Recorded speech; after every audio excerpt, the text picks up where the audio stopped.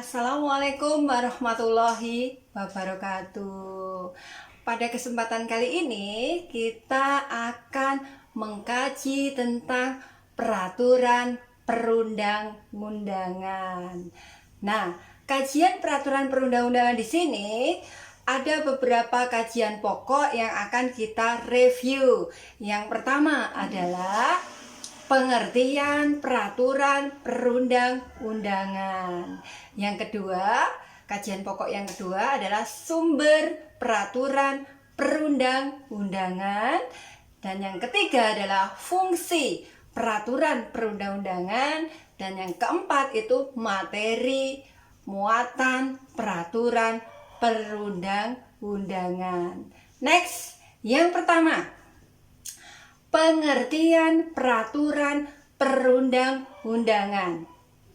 Peraturan perundang-undangan merupakan suatu keputusan tertulis dari pejabat atau lingkungan jabatan yang memiliki wewenang, yang berisikan aturan tingkah laku yang bersifat mengikat secara umum. Ya. Di situ pengertian peraturan perundang-undangan.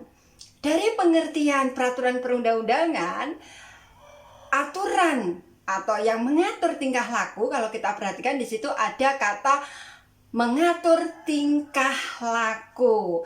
Nah, perlu kita pahami bersama bahwa di dalam peraturan perundang-undangan yang berisi keputusan tertulis, aturan tingkah laku dari pejabat, rupanya tidak hanya aturan tingkah laku saja, tetapi bisa juga berkaitan dengan aturan yang berbicara tentang hak, kewajiban, fungsi, tugas, status, dan tatanan. Saya ulangi lagi.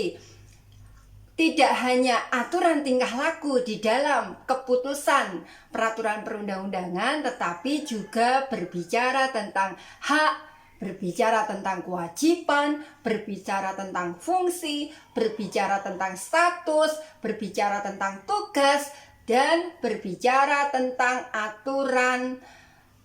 aturan yang ada atau tatanan, aturan tatanan, ya, seperti itu. Nah, dari pengertian yang ada itu, kita tarik benang merah unsur-unsur pembentuk peraturan perundang-undangan. Ada beberapa unsur di dalam peraturan perundang-undangan. Unsur yang pertama, peraturan perundang-undangan merupakan keputusan tertulis sehingga lazim disebut dengan hukum tertulis. Kedua, peraturan perundang-undangan dikeluarkan oleh pejabat atau lingkungan jabatan seperti badan organisasi yang bersifat mengikat secara umum. Dan yang ketiga, mengikat secara umum di sini tidak dimaksudkan mengikat semua orang. Mengikat umum di sini tidak dimaksudkan untuk menunjukkan suatu peristiwa konkret atau ditujukan pada individu tertentu, ya. Seperti itu. Kemudian di dalam peraturan perundang-undangan itu kita akan mengkaji tentang keputusan-keputusan yang dihasilkan atau isi keputusan peraturan perundang-undangan. Apa itu isi keputusan peraturan perundang-undangan? Di antaranya yang pertama, keputusan yang berisi peraturan perundang-undangan.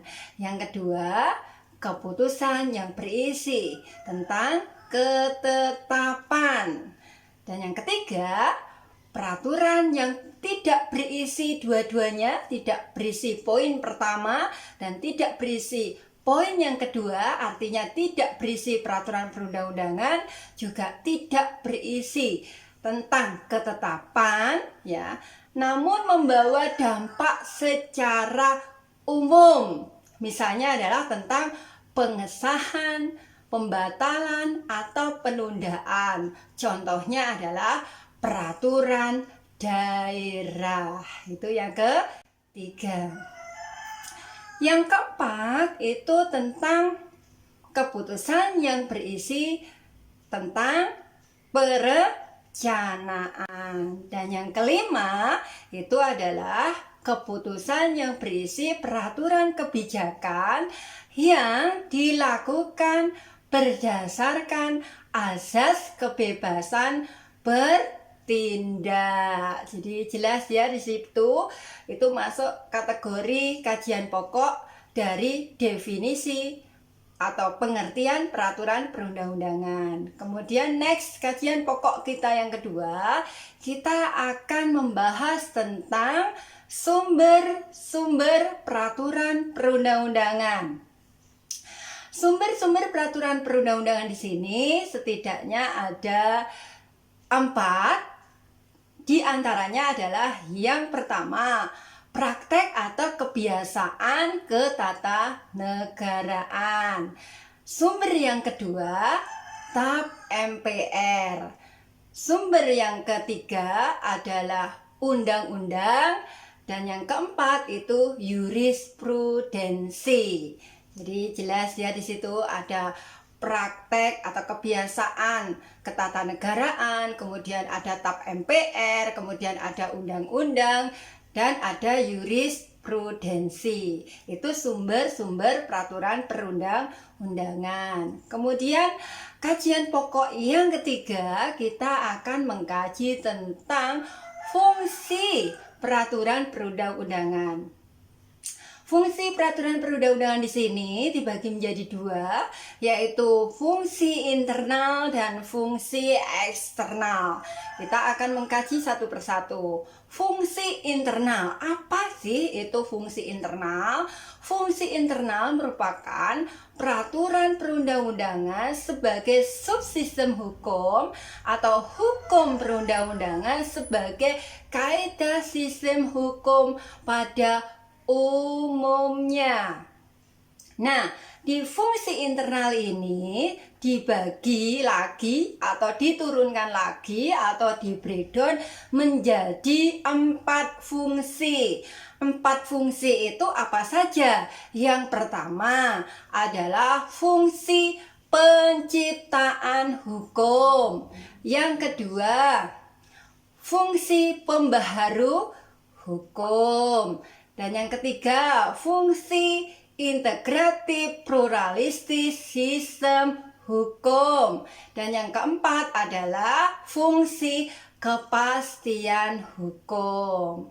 Next, langsung pada fungsi yang kedua dari peraturan perundang-undangan, yaitu fungsi internal. Apa sih fungsi internal? Fungsi internal itu merupakan keterkaitan peraturan perundang-undangan dengan lingkungan tempat diberlakukan undang-undang tersebut. Sehingga fungsi internal ini biasa disebut dengan sosial hukum. Nah, fungsi eksternal ini dibagi menjadi beberapa fungsi atau diturunkan menjadi beberapa fungsi. Di antaranya adalah yang pertama, fungsi perubahan. Yang kedua itu adalah fungsi stabilisasi, dan yang ketiga adalah fungsi kemudahan. Jadi jelas ya di situ. Kemudian kita lanjutkan kajian pokok yang keempat, yaitu materi muatan peraturan perundang-undangan. Apa saja sih materi muatan peraturan perundang-undangan? Di antaranya yang pertama, materi muatan undang-undang dasar. Yang kedua, materi muatan TAP MPR. Yang ketiga, materi muatan undang-undang. Yang keempat, materi peraturan pemerintah pengganti undang-undang. Kelima, muatan materi peraturan presiden atau materi muatan keputusan presiden atau kepres. Keenam, materi muatan peraturan daerah. Dan yang ketujuh, materi muatan, saya ulangi lagi, materi muatan peraturan perundang-undangan. Yang pertama, materi muatan undang-undang dasar. Yang kedua, materi muatan TAP MPR. Yang ketiga, materi muatan undang-undang. Yang keempat, materi muatan peraturan pemerintah pengganti undang-undang. Kelima, materi muatan peraturan pemerintah. Yang keenam, materi atau muatan materi keputusan presiden atau kepres. Ketujuh, materi muatan peraturan menteri atau keputusan menteri.